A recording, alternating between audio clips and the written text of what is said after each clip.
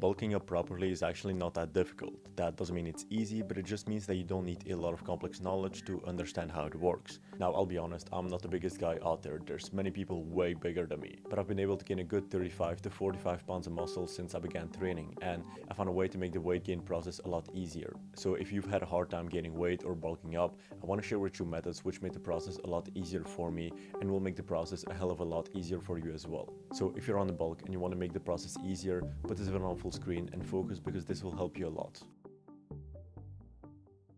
Our main goal is weight gain, so we should firstly understand which factors have the strongest impact on our ability to gain weight. We need to reason from first principles and actually understand the fundamental basic rules of weight gain or muscle gain. We have a law called the law of thermodynamics, which is a law that cannot be broken or further questioned. This law explains that in order for your body to either lose weight or gain weight, its energy balance has to be skewed in one direction or the other. In order to lose weight, your body needs to be in a caloric deficit or burn more calories than you consume. And to gain weight, it needs to be in a caloric surplus or burn less calories than you consume. So at a fundamental level, although other things matter as well, in order for us to gain weight, we need to put ourselves in an energy surplus, which means we need to either increase the amount of calories we consume on a daily basis or decrease the amount of calories we burn on a daily basis. The rest of this video will be focused on giving you methods I've used in the past and I'm still using right now to achieve either an increase in calorie consumption or an increase in appetite to achieve that increase in calorie consumption.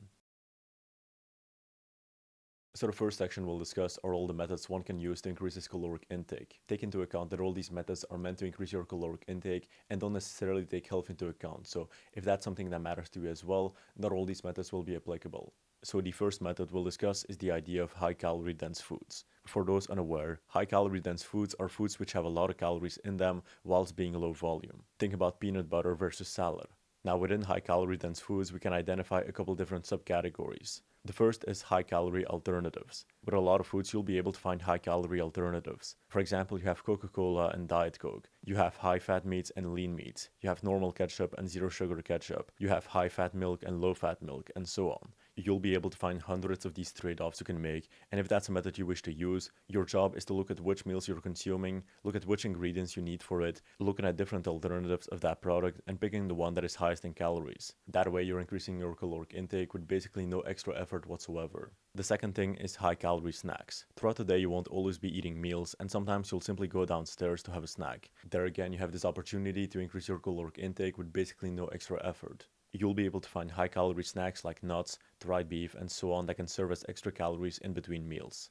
Now the third thing is junk food, which I don't recommend, but can serve as an effective last resort. Sometimes you won't be able to hit your caloric intake for the day or the week, and in that case you're allowed to have a bit of junk food to hit that last bit of calories. I want to emphasize the fact that junk food should only serve as a last resort and not be a part of your everyday diet. The goal is to have as much of our food as possible from healthy sources, and if we can't hit our daily caloric amount with that, we can use junk food if we really need it.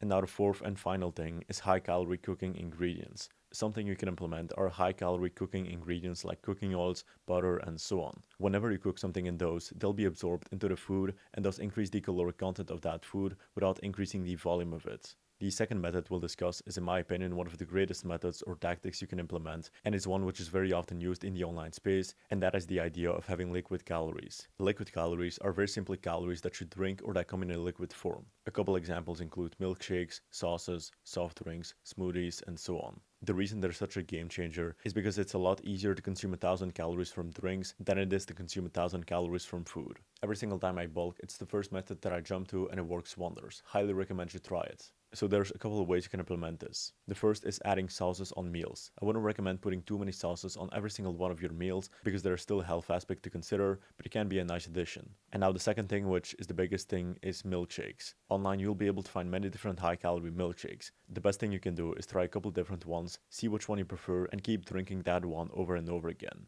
Otherwise, I wouldn't really recommend soft drinks or smoothies because one, they're not that high in calories, and two, soft drinks are just not healthy for you. And we need to find a way to bulk up effectively while keeping our health intact. Sauces used in moderation and milkshakes are really good for that. Now the third method we can use is to focus on fat intake rather than protein or carb intake. There's two reasons for this. The first thing is that fats have the highest caloric content. We know that protein has 4 calories per gram, carbs also have 4 calories per gram, and fats have 9 calories per gram. Second, fats have the lowest thermic effect. The thermic effect of a food simply represents the amount of calories needed to digest that food.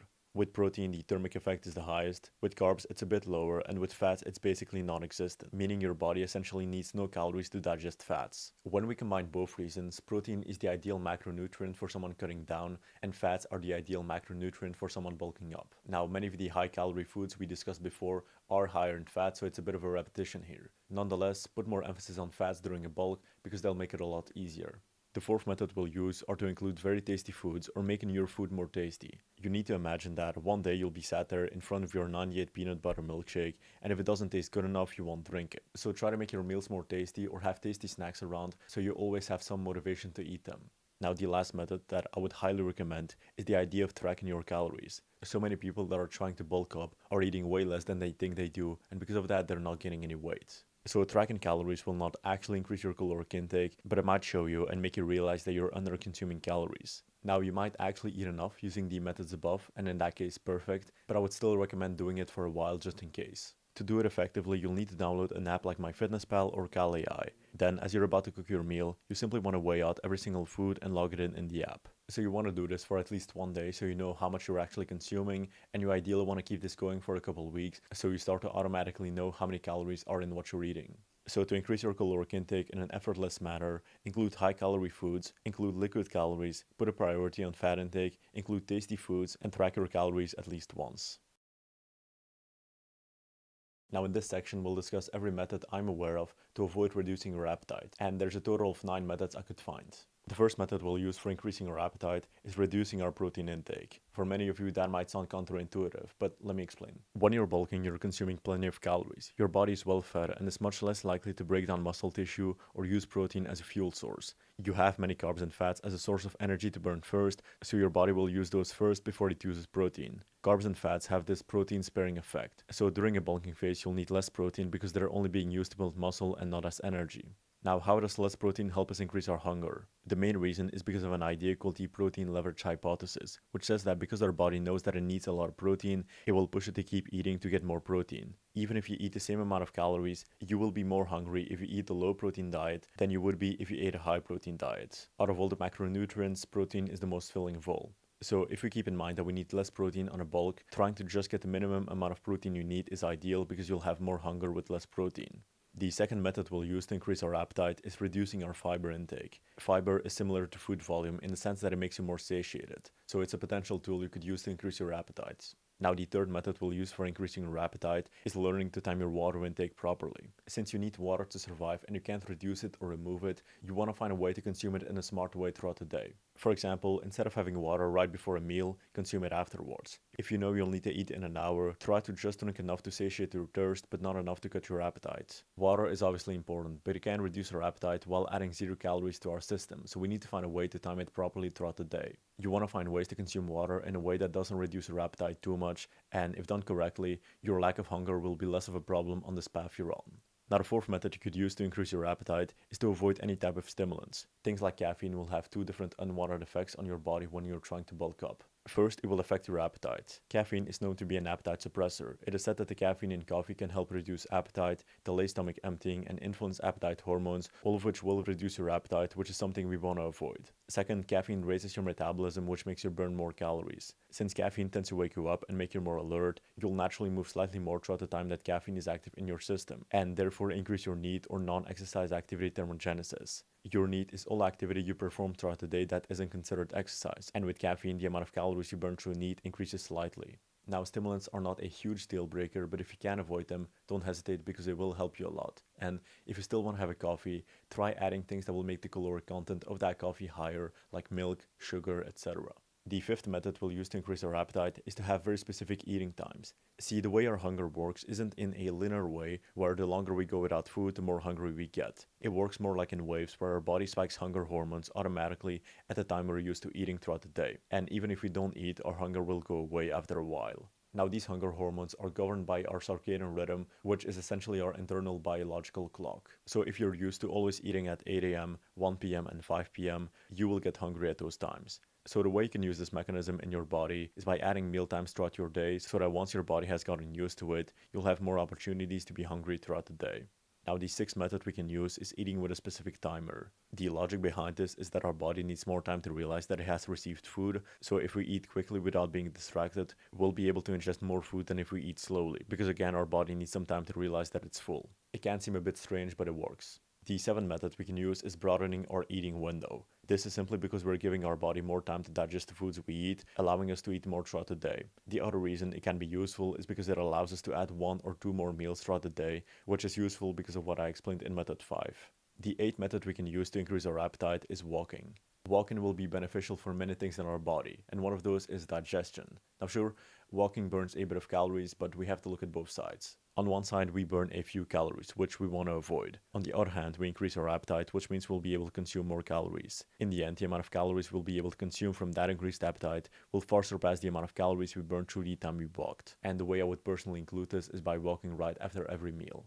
Now, the last method we can use is potentially using some supplements. Oftentimes, these will be able to help in case you're deficient, so don't count on them too much, but they can potentially help. So here's a list. The first is zinc. It has been shown that people with a deficiency in zinc have a loss of appetite. Plus, it does increase testosterone, so taking it is a double win. Take about 15 milligrams per day, but going above that isn't a problem. The second thing is fish oil. This has been shown to actually stimulate appetite, which probably won't be a huge amount, but can definitely help. Plus again, it also increases testosterone production, so it's always a good thing. Take about 2000 milligrams of combined EPA and DHA per day. So to increase your appetite during a bulk, consume just enough protein for your body's needs, consume less fiber, time your water intake properly, avoid stimulants, keep specific eating times, use a timer when eating, broaden your eating window, use walking, and potentially take some supplements like zinc or fish oils. Now, I want to quickly explain how to apply that information because you don't need to use all of these methods. If you only use 2 to 3 of these methods, you'll be in a large enough surplus to gain weight. So here's a practical example. Let's say you're currently eating 3 meals a day at 8 a.m., 1 p.m., and 5 p.m. Here's a couple things you can implement in your diet. First is look to replace current ingredients with their high-calorie alternatives. Second, look to implement high-calorie snacks in between these meals. Third, extend the time in which you eat these meals. Fourth, walk after every meal. Fifth, consume water only after finishing a meal. Sixth, reduce fiber intake within these meals. Seventh, use butter to cook these meals if applicable. Eighth, add high-calorie foods within these meals to make them higher in calories. Ninth, have a liquid calorie drink at some point throughout the day. And 10, add foods you enjoy within these meals. See, I've been able to add 10 things to this day of eating to increase the caloric content of it and make the person eating it hungrier. What you can practically do is just add 2 to 3 of these things to make the caloric content higher or make you hungrier. So this, my friend, is how you can make a bulk much easier. All you need is a couple of these methods to make a major difference in how effortless eating enough food feels. So that's it for this video. Choose 2 to 3 of these methods and implement them today or tomorrow so you actually gain something from this video and you're not just consuming content. And if you're new to this channel, my goal here is to revolutionize fitness education by focusing way more on the consistency side of things. Although I'm still focused on actual fitness stuff like in this video, I'm way more interested in dealing with addictions, discipline, consistency, and going in depth on these topics. So if you believe that's a mission worth fighting for, you can subscribe to the channel. And if you feel like I'm not respecting the channel mission, you have my permission to call me out on it. So that being said, hope you enjoyed the video. Peace.